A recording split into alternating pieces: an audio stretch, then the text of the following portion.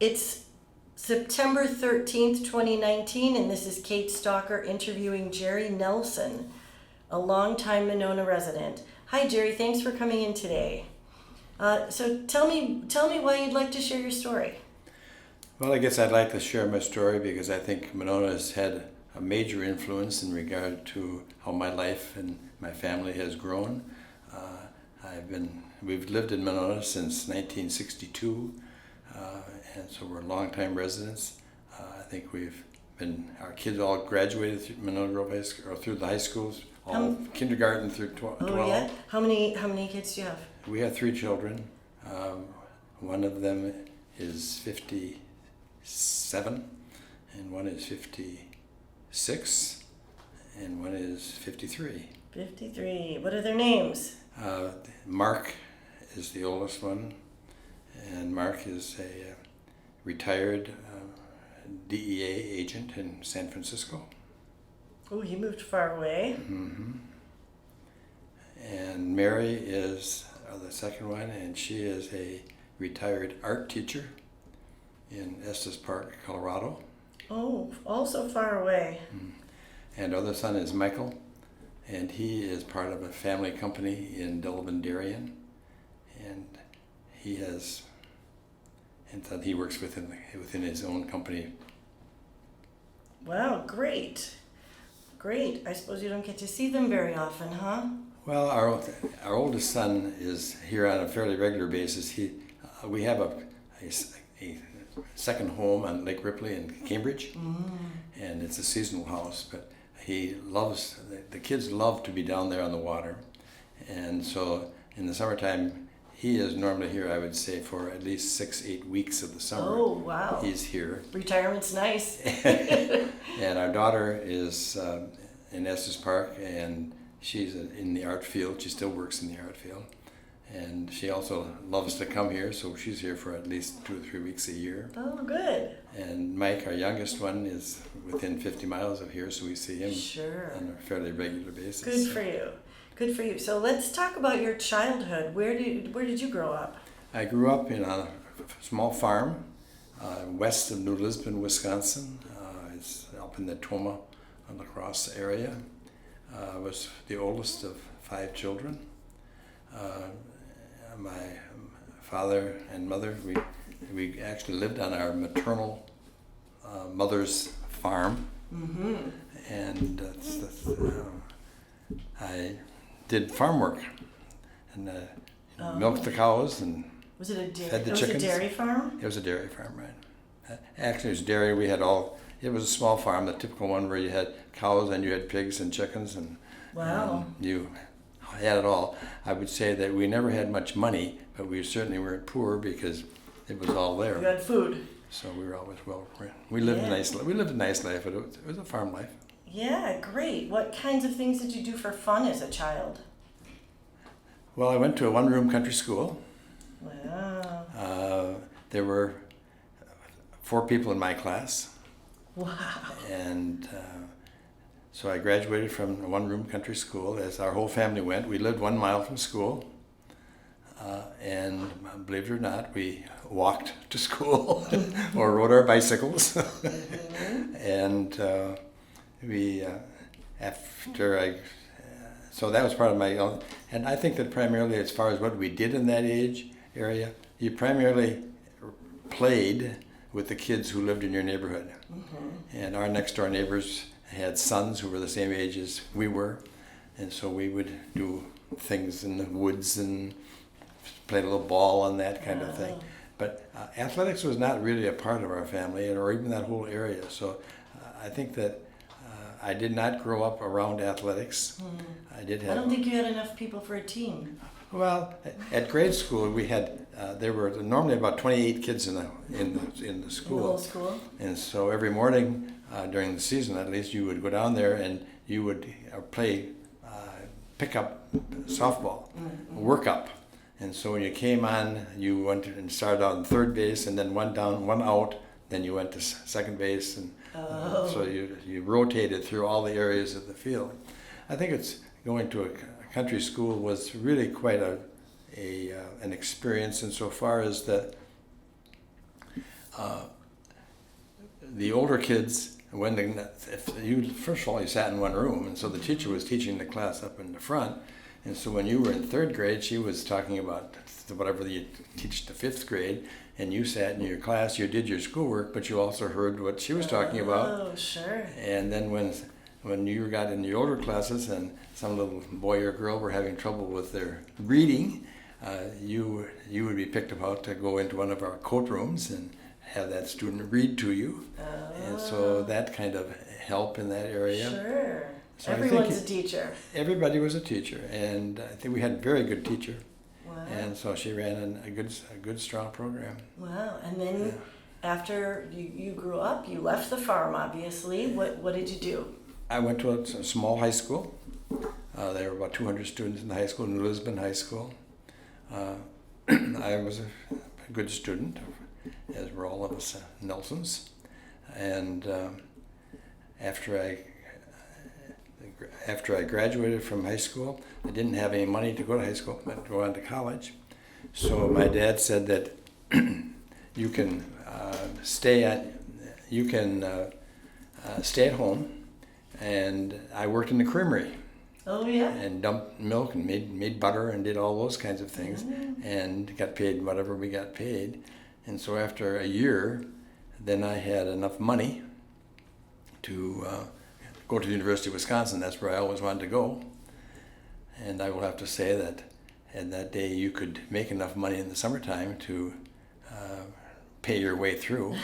Yeah, in-state tuition. When the summers in my college years, I worked in construction, highway construction, sewer and water construction, and made enough money to support myself while I was in college. Did you stay in Madison then in those summers and work? No, you went back home, and you'd go to wherever the farm site was, or the work site. One of the years I was in Middleton, with sewer and water construction, and we lived in a boarding house. Another friend and I, incidentally, the one who's now married to my sister, and who was the other fellow in our neighborhood who went to college, and he is a doctor in northern Wisconsin. So we're still very good friends with them. So what did you major in? I majored in business with an emphasis in teacher education. My degree is in business with teacher education as the minor, or the major within it. And I came out as a business education teacher. My degree is business, Bachelor of Business Administration. So that's pretty far away from where you started. What interested you about that? Well, I guess that I guess I might have been interested to become a teacher because of some of the teachers I had. I really admired them. Yeah. And they certainly said. And our family, I had an aunt who was a teacher. My grandfather was a county official, and he was a good friend of the superintendent of schools, because at that time the superintendent of schools had the whole county. And so you didn't have a principal of the school, you had a teacher, but under supervision of a county superintendent. So I was always very much in education and minded. My dad went through 6th grade, so he was not in Norwegian. He spoke Norwegian through 6th grade. But he had to be a businessman, though, and you must have seen that growing up, the business aspect of farming. I guess I always knew I was not going to be a farmer. I think that the business end of it, I would say more the teaching end of it, and I was really influenced by my business teacher that I had in high school. And I think that's how I ended up in business education, because I really liked that teacher. Wow. And so... That's a great testament to your teacher, Right, huh? it was, yes. It's a great testament to him. Yeah. So I think that education was always very important to my parents. They wanted us to get good grades. And I will have to say that when I went through the University of Wisconsin, I bet I did not get $20 of cash from my parents. Really? They must have been very happy about your independence. Well, I will have to also say that my first year at the University of Wisconsin, it was $1,200. That paid for my tuition, my books, my room, my board. Everything? Everything was $1,200. Wow. And you could do that. In those days, you could make enough money in the summertime to afford to go to school. That's a totally different world today. Yeah, but it sure is. a long time ago. Unfortunately, yeah. Wow. So, okay, so you graduated from college, then what?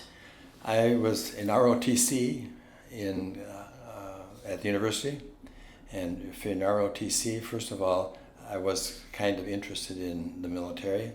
It also paid us 90 cents per day, and that was one of the helps pay your bills. Sure does. So that extra $27 a month was important to me. I had an uncle who died in World War II, and he was an Army medic.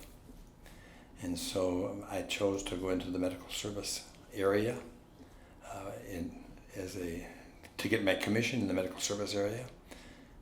So that was certainly an important part of my. And then I was on active duty for 6 months, and at the end of 6 months, they didn't really need a whole lot of officers in those particular days. It's quite different from today. And so I was in the Army Reserve for 7 years. And during that time, I worked with the hospital unit here in Madison. I was an officer within the hospital. And that is the unit that I was pretty much stayed. I had 31 years of military experience, and virtually all of it was with that hospital unit. I was the executive officer for about 6-8 years In Madison. In Madison. Wow. So I had a nice military career, but it was all in Madison, which fits into where I was teaching. So, right, which brings us to what brought you to Monona and teaching. well, I think that I did my substitute teaching in Baraboo, Wisconsin. I was early in the system where they went out and you taught full-time for a semester, and you lived in that town, and that was the way you were taught. And how far into the military were you at this point? I was in just ROTC. You were still in ROTC, Yeah. okay. And I could do both of those. And so I was in business education. I had my degree, and then I came out of college in June. In July, I was on active duty in San Antonio, Texas. Wow. And at the end of 6 months, I was back home, and I had gotten a job at Monona Grove High School. I came in at mid-year to replace a teacher who at that time was pregnant, and she could not teach and show, I guess was the way they went by it. That's right, we don't want the children to see that. And she was a very strong teacher, so I inherited a strong classroom, Great. and I got along very well. I had a lot of support from the other staff teachers who could sort of help me get through my lesson Your plans. Your very first experience. So And you're lucky so that I just had some really sound people around me, and that helped me a great deal. Oh, that's great. Then at Monona Grove, I also coached cross country and track. And the reason I was cross country coach and track is because the fellow who was also a business ed teacher who had hired me, he left the teaching profession to go elsewhere, and so I inherited his. Oh. And I can remember so well. Ed Schwann, who was my principal, hired me, and he was the first principal at Monona Grove High School, because Monona Grove High School was 4 years old when I came to the school. It was a brand new school. Oh, nice. And I can remember him saying, I said, I had never even run cross country track. And he said, "Oh, Bob's got good books. It's your job." Oh, wow. And again, I just had people who helped me Sure. get through all that. It was a Certainly wonderful at experience. ROTC you must have done something Oh, I did physical. similar, right? Yes, I had some of that kind of thing. I would like to think the military is Right. in No, shape. I just, and then after, that was in 1959, I got my bachelor's degree. And then I started going to summer school, and I got my master's degree in 1964 Ooh, while you were teaching? while I was teaching and going to summer school And in the military? and coaching. I had a very good wife who essentially raised our family. Wow. Because Did I you was have gone. children at that time too? Well, yeah, in 62 we had children, yeah. Oh yes, that was a very busy time in your life. Yeah. Do you remember any of it? I remember her. I can remember the children were born, and I know that my wife took very good care of them. And I was home, but at weekends I might be gone to Chicago with the Army or whatever, and so she raised our cross-country family. team. Right. So I was very, very busy, but I had a wonderful experience. Good. And Wonderful experience. when you first moved here then to teach, did you buy the house you live in now? No, or a we different house? we lived in an apartment on the west side for 2 years, and then we rented a duplex in Monona, and 2 years later we purchased the duplex. Good for you. And you could afford that because the other people on the other side paid half the rent. Sure. And so Oh, sure. we could afford to do that. Still a good investment. And then in 11 years later, we kept the duplex and used that as the down payment for our home. And so we actually had the duplex for 49 years. Wow. That we've had as a rental unit. And eventually you decide that I don't need Don't want to be a landlord anymore? don't need that work anymore. So then, and that's when you bought the house you're in now? Yes. So how long have you had that house? We've been in there for 46 years. Wow. And it's an older house, you said, so I imagine It is you a had to do some Monona work on landmark it. house. Yeah. It was one of the original farmhouses, and it's actually called the farmhouse. It's actually called the farmhouse? That's how it's shown as the farmhouse in Monona. It is also the farmhouse, and the chicken coop behind it became Immaculate Heart Church, Oh, really? and the house became the rectory Oh, really? Wow. for Immaculate Heart. So do you know who the first farmer was who built that house? Kalbfleisch is the Kalbsched or something, Kalbfleisch, and they are related to the. It's an old family of a long-standing family. I just can't think of it at the moment. I can't think of the name of it, but it was the farm family, and another house up on that is also a brother-in-law owned it. I can't think of the name of it at the moment. But Oh, that's okay. So how has your neighborhood changed in the years you've been there? That's a long time. Well, when the neighborhood, we lived on the corner of Roygan and Dean Avenue, and Roygan Terrace. When we came, I would say we had enough children on our block, and it's a long street, so it's about 3 blocks. We certainly had enough block children to fill a school. Okay. So it was a young community. It was a young community. Yeah. It was actually, the whole area there is the 1950s, where the things that they built were three bedroom, 1 bath, no garage, and that was the standard house. And our neighborhood is full of them. Mm-hmm. And I think a lot of them have now changed because they've gone up and they've gone out and Built second floors. yeah, Sure. well, they've done all kinds of things with it. But we had tons of kids in it. And that, through the years, just dwindled down to where we had virtually none. Is it like that now? It has rapidly turned over. Mm-hmm. I would say that within this last year, we've had at least 4 or 5 houses in our long block that turned over. And it's absolutely wonderful to see kids with strollers. They all have 2 kids. They don't have any more than 2 yeah. kids. And before you had 5, 6 kids in Sure. a house up there, but now there's 2.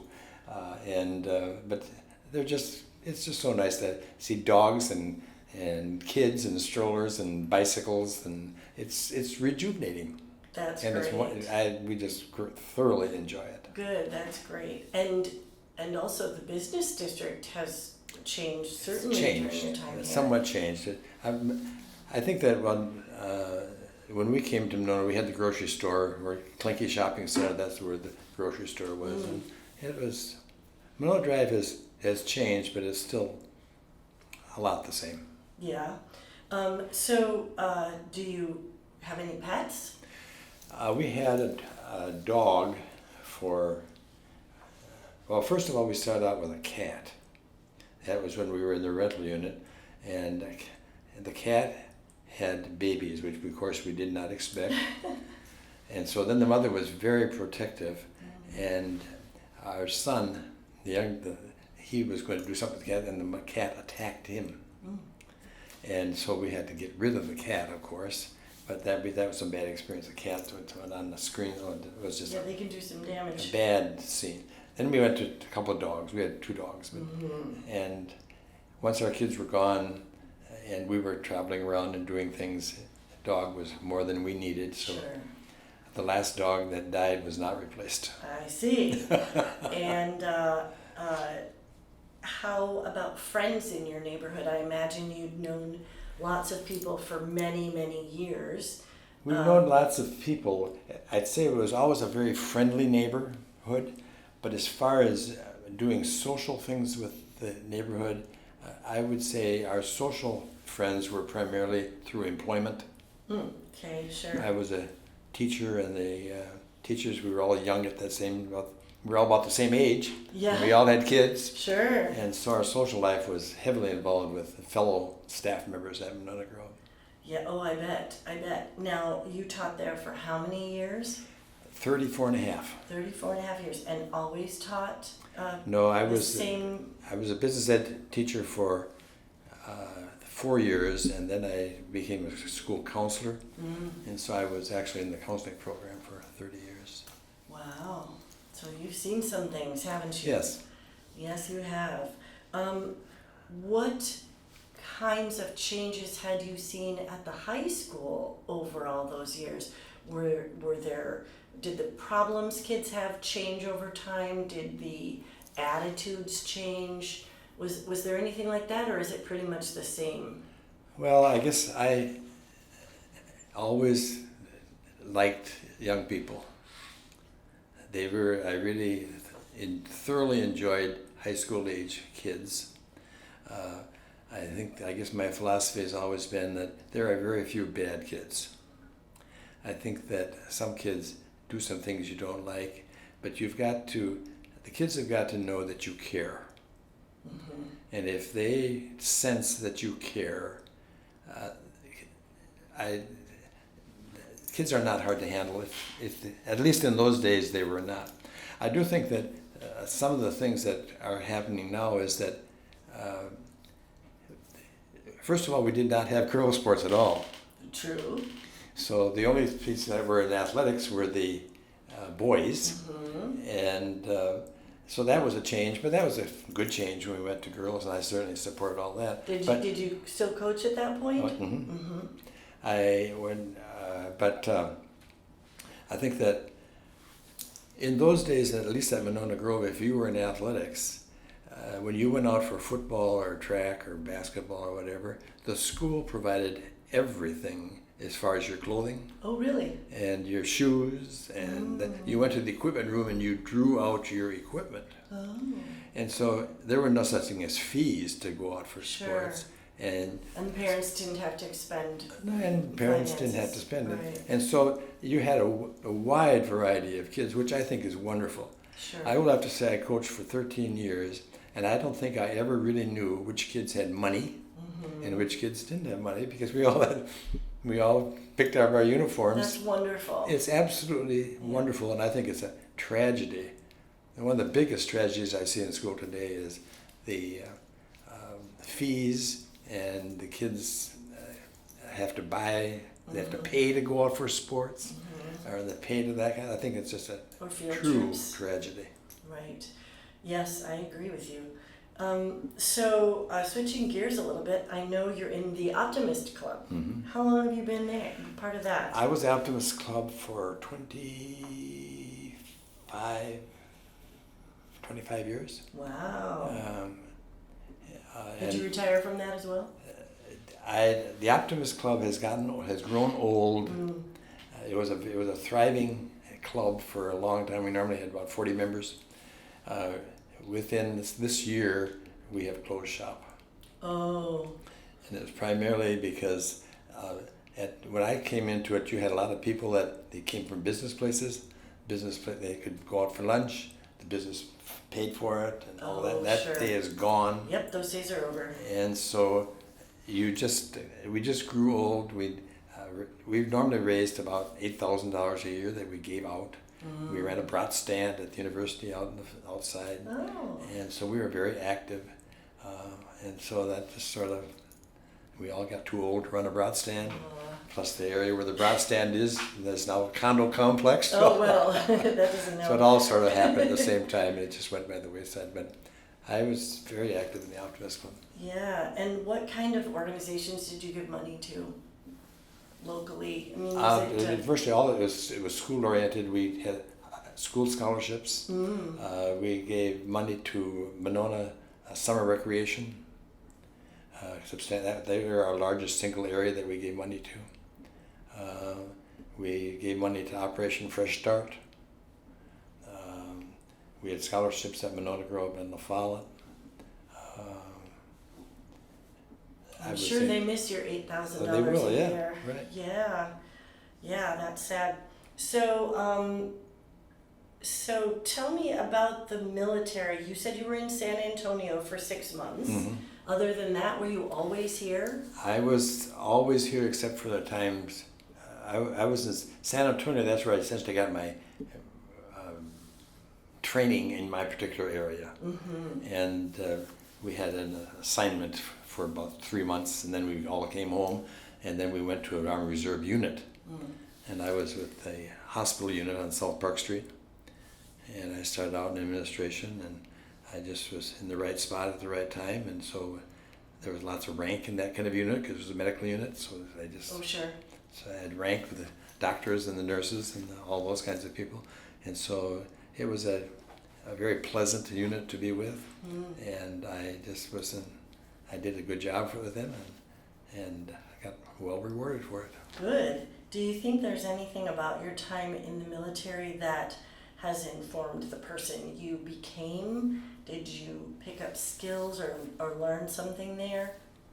I think one of the things that became very clear in the Army is if you are a leader, you are as good a leader as the people who surround you.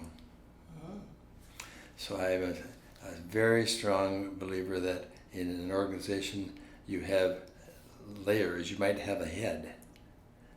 You might be the president, or you might be the commander of the unit, but you are as good as the people that surround you, because you can't do all of those things at the time. Right. You have to have other people who you trust and who carry the burden, who keep you informed and you agree with him.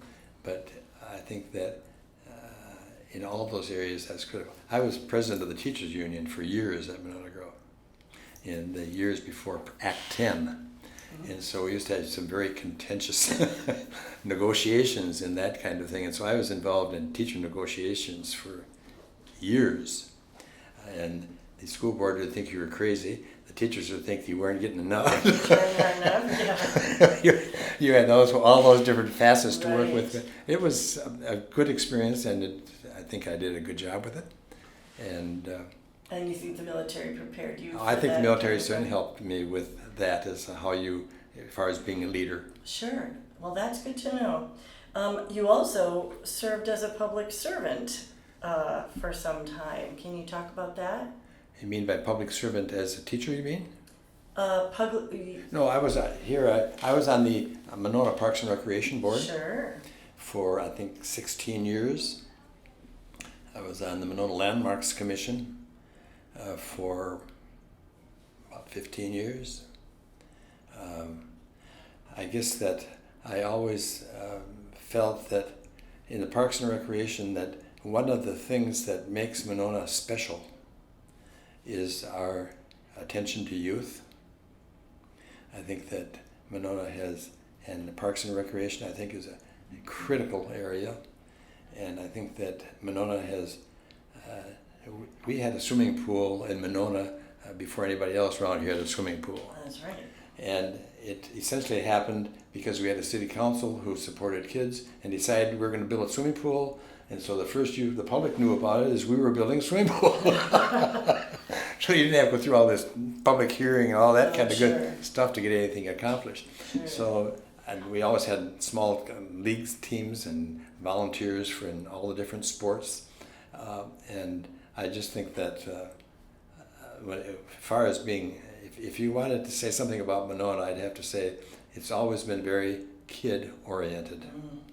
I think we have a reputation to taking care of our kids, providing opportunities for them. And I think we also happened, and I'm being certainly very jealous, I guess here, I think in general we had very good kids. I think we had parents who supported us, supported the kids, and I think, I don't know, maybe because we were all somewhat of the same age and all that kind of stuff as we were going up through those years, and the senior members, the sort of the founders of Monona, were strong Monona. They strongly supported Monona and kids. Well, that's great. That's quite a legacy to leave, isn't Oh, it? it is. It is a real legacy. I think we still have that reputation I think as so being too. an extremely kid-oriented. My kids feel they could not have grown up in a better place. Isn't that And nice they'll to say hear? that. And they'll say that. That's very nice to hear as a parent. We were so lucky that we grew up in Monona. Yeah. Oh, good. That's great. Do you have any memories of something really critical or important to you that happened either in Landmarks or the Park and Rec Board that you feel really good about? Well, I think that in the Park and Rec Board, I think that we did a good job of advocating for different activities. I can't say anything that in unique where I think that I was the key player. But we certainly were. I think we had good leadership from within the city, and good support from the city, and I think that they did a good job. As far as Landmarks is concerned, I enjoyed that work. I think that again, we had some real good people who were very interested in it, and we had our monthly meetings, and I think that we turned out the Monona books, our historical books and that kind of thing. So I think that I'm very proud of the time I spent with all those organizations. Yeah, that's great because But it's important work. I think I would consider myself a team member in those groups. It's important work. So, what is something you tell to someone who's just moving to Monona today or trying to decide if they want to move to Monona? Do you have any key insights you'd like to share? I think we have, I think the key people, one of the very reasons that they moved to Monona is the school system. I think that we are very proud of our school system. And I think that I have always marveled at the level of support our senior citizens give the schools. I attribute that to the fact that most of them had kids who have come through the school system. Sure. And they liked what they got. Sure. And how do they support the schools? When it comes to bond issues, they vote them. I see. I think that I don't remember anything really contentious when we've had bond issues. They are willing to pay for a To school. continue the quality of education their children have. Yes, I think that is critical. That's wonderful. Mm-hmm. So, couple more questions, but they're hard. What accomplishments are you most proud of? I guess I think that I'm well respected by the teachers for the leadership positions I had. I think that I have 3 children who have all gotten their degrees. Never really gave us any issues while they grew up. I think that's probably my greatest accomplishment is that we have 3 children and we're very proud of them.